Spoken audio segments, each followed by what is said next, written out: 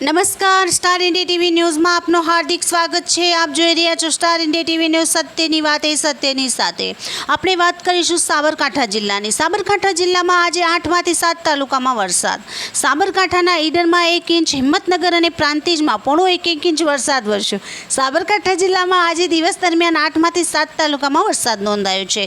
ત્યારે ઈડરમાં 1, હિંમતનગર અને પ્રાંતિજમાં 0.1 ઇંચ વરસાદ નોંધાયો છે। ત્યારે બાકીના તાલુકામાં છૂટાછવાયા વરસાદી ઝાપટા પડ્યા હતા। હવામાન વિભાગની આગાહી વચ્ચે બુધવાર સવારે 6 થી સાંજના 6 સુધી 12 કલાક દરમિયાન 8માંથી 7 તાલુકામાં 3 મિલીમીટરથી 25 મિલીમીટર સુધી વરસાદ નોંધાયો છે।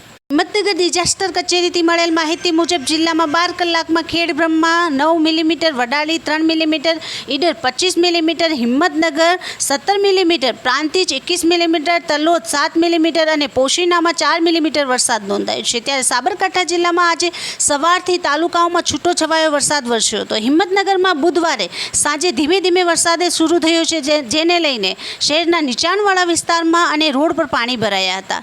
પીક સમય હોવાને કારણે વરસાદને લઈ નોકરિયાત વર્ગને હાલાકી ભોગવવી પડી। પાણી ભરાવાને લઈને વાહન ચાલકો પરેશાન થયા હતા અને કેટલાક વિસ્તારોમાં ટ્રાફિક પણ જોવા મળ્યો હતો। Star India TV News, Sabgadh reporter Shahabuddin Shiroya, જિલ્લા સાબરકાંઠા।